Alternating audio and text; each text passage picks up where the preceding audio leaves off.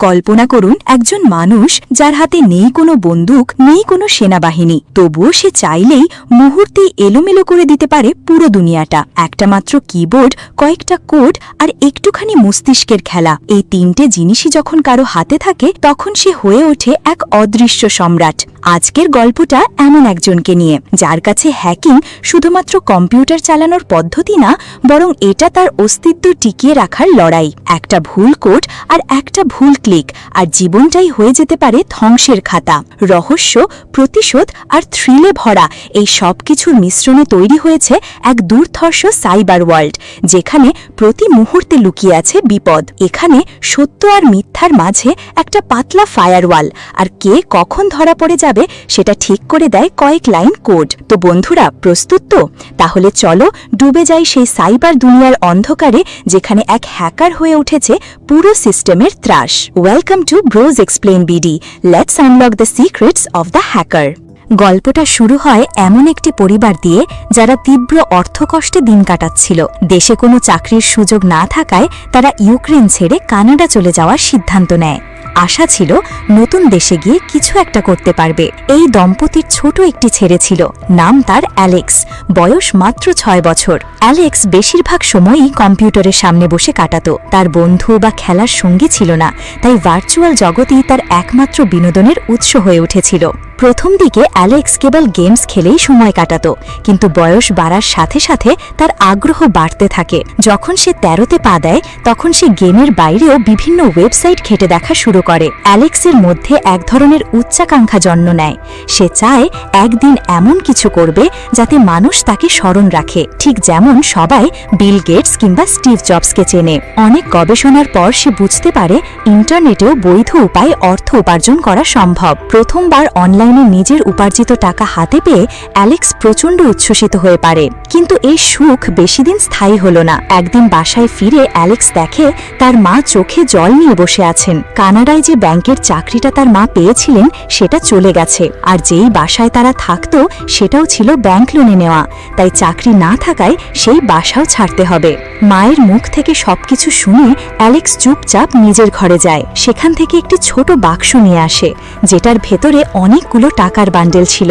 সেই টাকা সে মায়ের হাতে তুলে দিয়ে বলে, এই টাকাগুলো আমি অনেক দিন ধরে জমাচ্ছিলাম কলেজে ভর্তির জন্য, কিন্তু এখন আমাদের যে অবস্থা, তুমি এগুলো নিয়ে নাও, চিন্তা করো না, আমি আবার কিছু একটা উপায় বের করব। তার মা বিস্ময়ের সাথে জানতে চান, তুমি কোথা থেকে এত টাকা পেলে? অ্যালেক্স নিশ্চিন্তভাবে উত্তর দেয়, আমি কোনো ভুল পথে যাইনি, ইন্টারনেট থেকে ধাপে ধাপে এগুলো উপার্জন করেছি। তারপর অ্যালেক্স ভেতরে ভেতরে দুঃখে ভেঙে পড়ে। বহুদিনের সঞ্চিত টাকা হঠাৎ করে দিয়ে দিতে তার মন ভীষণ খারাপ হয়ে যায়। কিন্তু দমে না গিয়ে সে আবার নতুন কিছু করার পথ খুঁজতে শুরু করে।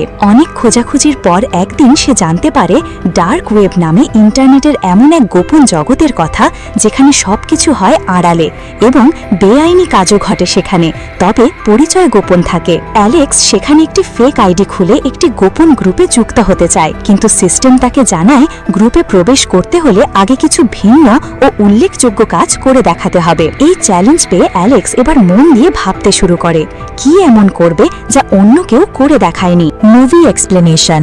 একসময় অ্যালেক্স একটি পরিকল্পনা করে ফেলে।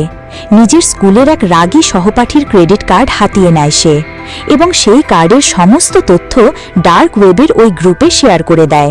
এরপরই গ্রুপটি তাকে সদস্য হিসেবে গ্রহণ করে নেয়। একবার গ্রুপে যুক্ত হওয়ার পর অ্যালেক্স সেখানে থাকা নানা ফিচার ও সুবিধাগুলো ব্যবহার করতে শুরু করে।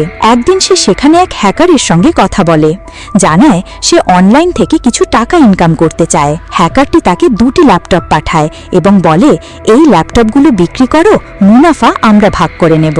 অ্যালেক্স হ্যাকারটির কথা মতো কাজ করে, ল্যাপটপগুলো বিক্রি করে এবং লাভের টাকা দুজনে ভাগ করে নেয়।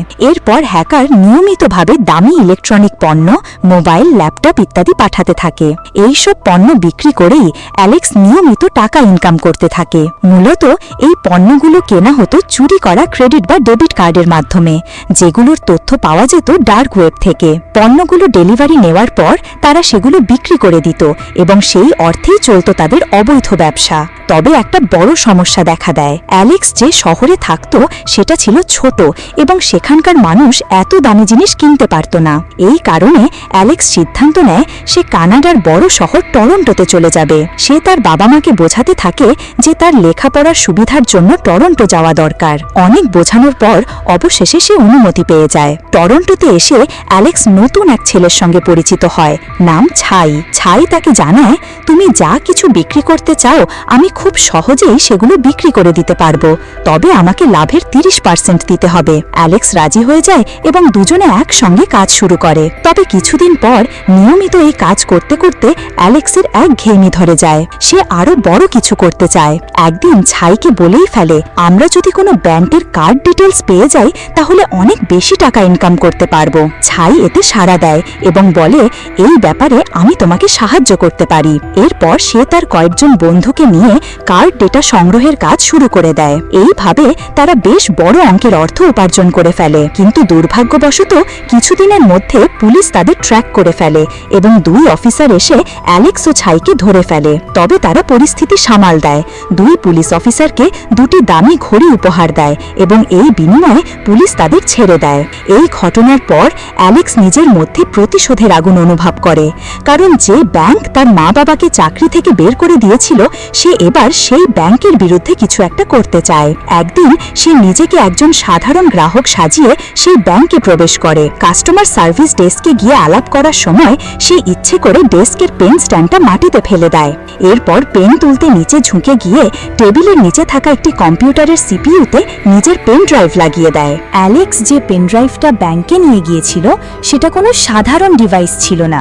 বাইরে থেকে দেখে কিছুই বোঝা যাচ্ছিল না, কিন্তু এর ভেতরে লুকানো ছিল এক ভয়ঙ্কর হ্যাকিং টুল। এটা কম্পিউটারে লাগানো মাত্রই ভেতরের সব তথ্য চুপচাপ কপি হয়ে অ্যালেক্সের নিজের ড্রাইভে চলে আসতো। প্ল্যান একদম সেট ছিল। অ্যালেক্স কাস্টমার সেজে ব্যাংকে ঢুকে পড়ে। সার্ভিস ডেস্কে গিয়ে মিষ্টি হেসে কথা বলতে বলতে ইচ্ছে করেই কলমের বাক্সটা মাটিতে ফেলে দেয়। নিচু হয়ে সেটা তুলতে তুলতে সে এক টানে পেন ড্রাইভটা ঢুকিয়ে দেয় ডেস্কের নিচের সিপিইউতে। তবে সে জানতো না ব্যাংকের সিকিউরিটি হেড ঠিক তখনই ক্যামেরা মনিটর করছিল। এই ছেলে দাঁড়াও! এক চিৎকারে পুরো ব্যাংক থমকে যায়। অ্যালেক্সকে তৎক্ষণাৎ আলাদা রুমে নিয়ে যাওয়া হয়।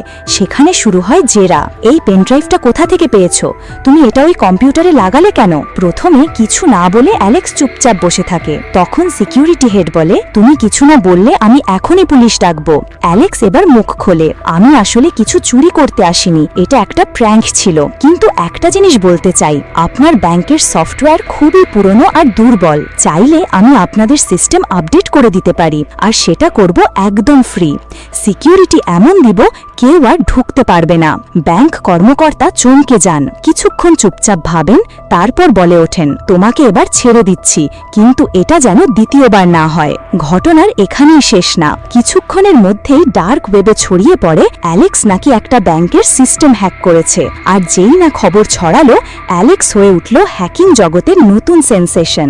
নানা রকম অফার মেসেজ আসতে লাগলো। তার মধ্যে একটা মেসেজ আসে জেড নামের এক হ্যাকার থেকে, ডার্ক ওয়েব দুনিয়ার সবচেয়ে প্রভাবশালী নাম। অ্যালেক্স এটা দেখে আগ্রহে কাঁপতে থাকে। পরের দিন সকালে সে ঘুম থেকে উঠে আরেকটা মেসেজ পায়। এইবার মেসেজটা একজন মেয়ের, নাম কিরা। অ্যালেক্স সরাসরি কিরার সাথে দেখা করতে যায়। তুমি চাইলে আমাদের টিমে আসতে পারো, আমরা 3 জন মিলে সারা দুনিয়া শাসন করব। কিরা রাজি হয়ে যায়। তাদের টিমে তখন অ্যালেক্স, সাই আর কিরা। কিরার ছিল একটা স্পেশাল মেশিন যেটা দিয়ে হুবহু আসলের মতো নকল ক্রেডিট কার্ড বানানো যেত। তারা 3 জন মিলে প্রচুর কার্ড বানায় এবং সেগুলোর মাধ্যমে টাকা হাতিয়ে নেয়। টাকাগুলো আসতো বিটকয়েনে, একটা ডিজিটাল কারেন্সি যার কোনো রেকর্ড থাকে না। ফলে ব্যাংক বা সরকার কেউই তাদের লোকেশন বা কাজের খবর জানতে পারত না। তাদের বানানো নকল কার্ডগুলো দিয়ে 3 জনে মিলে শুরু করলো দামি দামি প্রোডাক্ট কেনা। আইফোন থেকে শুরু করে বিলাসবহুল ঘড়ি, ক্যামেরা, গেমিং ল্যাপটপ সবই তারা কিনে ফেলতো। এরপর সেগুলো বিক্রি করত চেনা ক্লায়েন্টদের কাছে। তবে একটা জিনিস অ্যালেক্স আর সাইকে ভাবিয়ে তুলল, সব বড় ক্লায়েন্টই ছিল কিরার। অ্যালেক্স একদিন জিজ্ঞেস করে, তোর এত দামি ক্লায়েন্ট কোথা থেকে আসে রে? কিরা ঠান্ডা গলায় বলে, আমার আঙ্কেল আছে, সেসব ম্যানেজ করে দেয়। প্রথমে এটা শুনে অ্যালেক্স কিছু মনে না করলেও সাই কিন্তু ধীরে ধীরে সন্দেহ করতে শুরু করে। সাই একদিন অ্যালেক্সকে ডেকে বলে, দোস্ত, কিরা আর তার আঙ্কেল মিলে যদি সব ডিল করে তবে তবে আমাদের প্রয়োজনটাই বাকি। অ্যালেক্স তখন বলে, ব্রো চিন্তা করিস না, কিরা টিমে আছে, কারণ আমাদের ওপর ওর ভরসা আছে। এই কথাগুলো তখন খুব একটা গুরুত্বপূর্ণ মনে না হলেও কিছুদিন পরেই ঘটে এমন এক ঘটনা যা তাদের সম্পর্কটা একদম বদলে দেয়। তারা এবার এমন একটা কন্ট্রাক্ট পায় যেটা ছিল একদম লোভনীয়, একটা আসল ফেরারি গাড়ি বিক্রির কন্ট্রাক্ট। যেমনটা সবসময় করে, কিরা এবারও ক্লায়েন্টের সাথে ডিল ফাইনাল করতে যায়। তবে সাই এবার আর চুপ করে থাকতে পারে না। সে গিয়ে কিরাকে সরাসরি জিজ্ঞেস করে বসে, তোর ওই ক্লায়েন্ট কারা? আমাদের তো জানার অধিকার থাকা উচিত। কিরা রাগে বলে, তুমি বারবার আমার ক্লায়েন্টস নিয়ে কথা বলছো কেন? এগুলো নিয়ে প্রশ্ন তোলার কিছু নেই। সেই মুহূর্তেই তাদের মধ্যে শুরু হয়ে যায় তুমুল ঝগড়া। এমন সময় ক্লায়েন্টের একজন উঠে দাঁড়িয়ে চিৎকার করে, তোমরা কি আমাকে বিশ্বাস করো না? তারপর সে কোমর থেকে পিস্তল বের করে অ্যালেক্স, সাই আর কিরার দিকে তাক করে। আর একবার যদি এখানে আসো গুলি করে দেব, গর্জে ওঠে সে। তারা বুঝে যায় এবার আর কিছু করার নেই। তিনজনই তড়িঘড়ি করে শহর ছেড়ে টরেন্টো থেকে হংকং চলে আসে। হংকং কিরার বহুদিনের স্বপ্নের জায়গা। হংকং এসে তারা একটা রাজকীয় হোটেলে ওঠে, দিনরাত ঘুরে বেড়ায়, নাইট মার্কেট থেকে ডিজাইনার শপ, সব জায়গায়। আর সব খরচ হচ্ছিল তাদের সেই নকল কার্ডগুলোর মাধ্যমে। তবে কার্ডগুলো নিয়ে রিস্ক কম ছিল না। তারা একবার প্রায় ধরা পড়ে গিয়েছিল, তবে সৌভাগ্যবশত বেঁচে যায়। এর মধ্যেই এক রাতে তারা এক নাইট ক্লাবে যায়। সেখানে সাই একটা মেয়ের জন্য এক ছেলের সাথে মারামারিতে জড়িয়ে পড়ে। পুলিশ এসে সাই ও অ্যালেক্স দুজনকেই ধরে নিয়ে যায়। কিন্তু কিরা তখনও এক ধাপ সামনে। সে তার আঙ্কেলের সাহায্যে তাদের থানা থেকে ছাড়িয়ে আনে। পরের দিন সকালে হোটেল রুমে অ্যালেক্স আর কিরা চুপচাপ বসেছিল। সাই এসে বলে, কাল রাতে যা করেছি তার জন্য আমি দুঃখিত। তার হাতে তখন কয়েকটা ব্যাগ, ভিতরে দামি শপিং, আর সাথেই এক গাদা টাকা। অ্যালেক্স একটু অবাক হয়ে জিজ্ঞাসা করে, এই এত টাকা কোথা থেকে? সাই গলা নিচু করে বলে, টরেন্টোতে থাকা অবস্থায় একটা স্পেশাল কার্ড পেয়েছিলাম, খুব হাই লিমিটেড, সেটা ইউজ করেই। কিরা কপালে হাত দিয়ে বলে, সিরিয়াসলি ওই কার্ডটা? ওইটা দিয়ে কিন্তু একবারের বেশি টাকা তুললেই পুলিশ ট্রেস করতে পারবে। সাই তখন মাথা নিচু করে দাঁড়িয়ে থাকে, ভুল হয়ে গেছে। তখনই অ্যালেক্স রেগে উঠে বলে, তুই একটা কাজ ঠিকমতো করতে পারিস না? এই কথা শুনে সাইয়েরও মাথা গরম হয়ে যায়। রুম জুড়ে শুরু হয় আরেক দফা ঝগড়া। অ্যালেক্সের কথা সাইয়ের হৃদয়ে গভীর আঘাত করে। সে আর কিছু না বলেই হংকং ছেড়ে টরেন্টো ফিরে যায় একাই।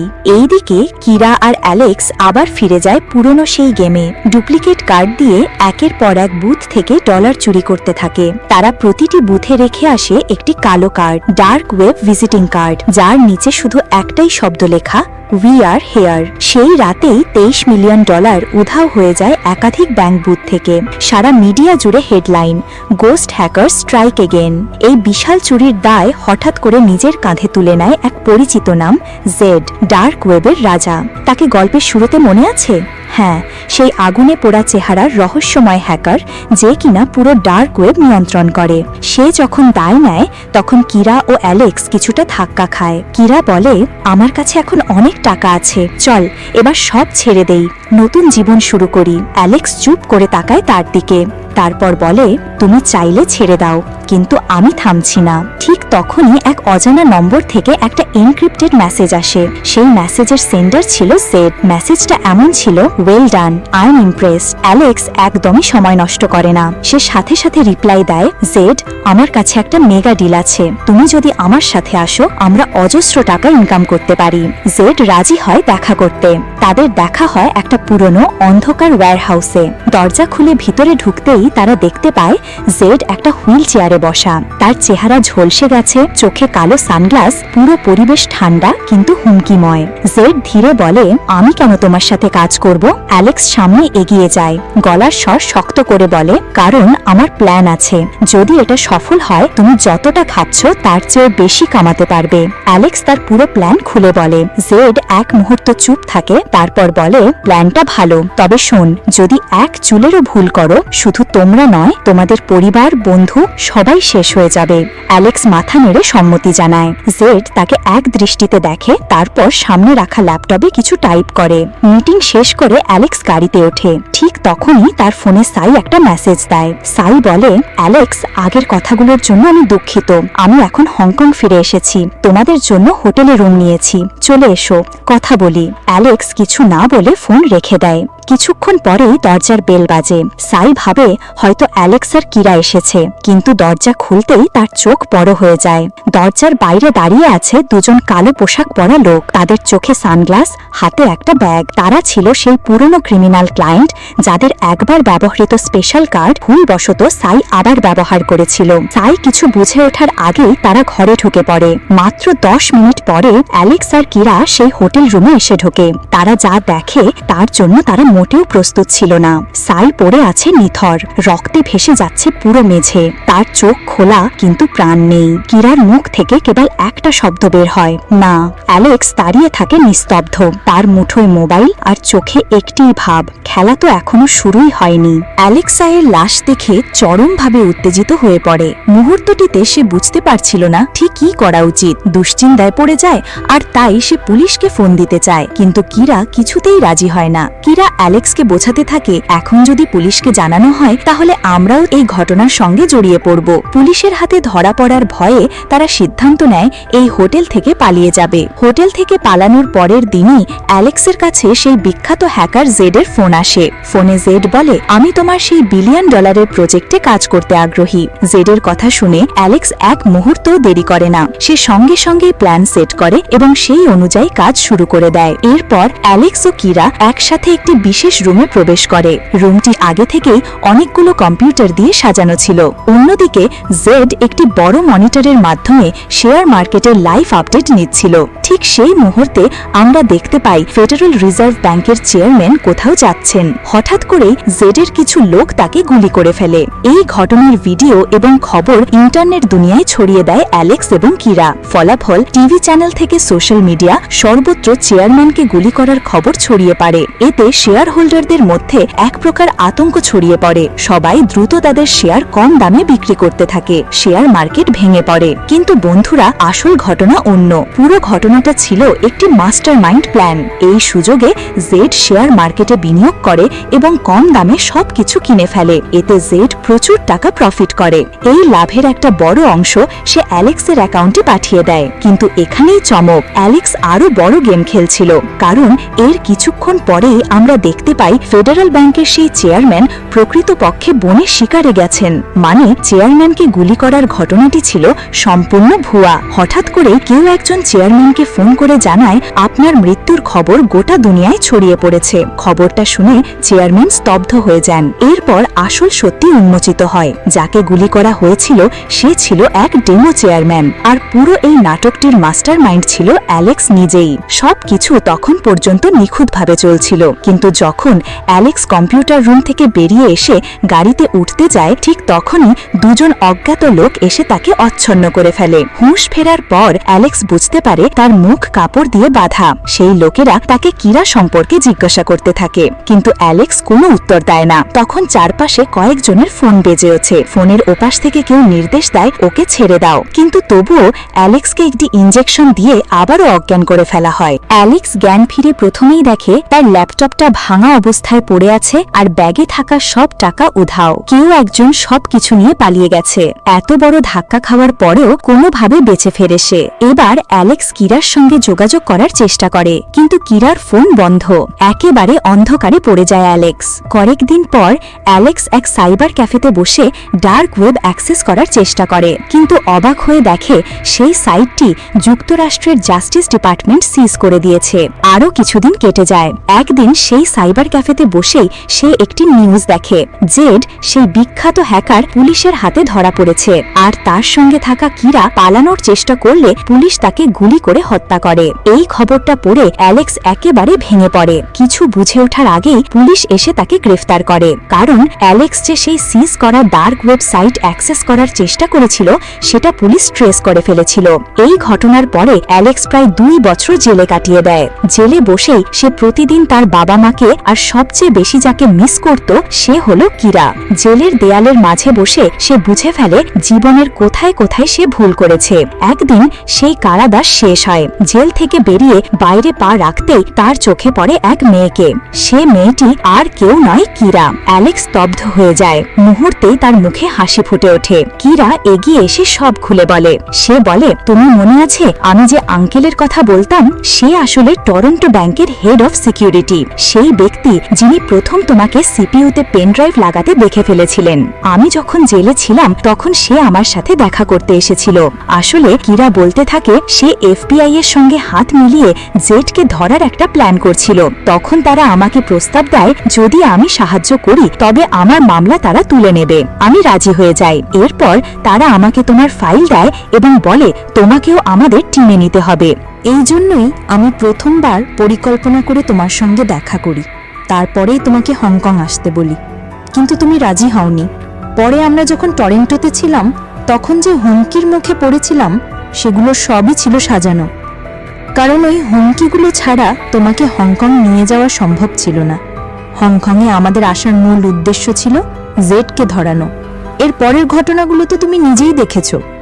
অ্যালেক্স তখন আবেগে, রাগে, বিস্ময়ে কিরার দিকে তাকিয়ে বলে, তুমি আমাকে এতদিন মিথ্যে বলেছিলে? কিরা শান্তভাবে উত্তর দেয়, আমি তোমাকে কখনোই মিথ্যে বলিনি। অনেকবার চেয়েছি সবকিছু খুলে বলতে, কিন্তু পারিনি। সময় কখনো সুযোগ দেয়নি। এরপর কিরা তার ব্যাগ থেকে নিজের আসল পাসপোর্ট বের করে অ্যালেক্সের হাতে তুলে দেয়। সে হালকা হেসে জিজ্ঞেস করে, তুমি কি আমার সাথে বাড়ি ফিরবে?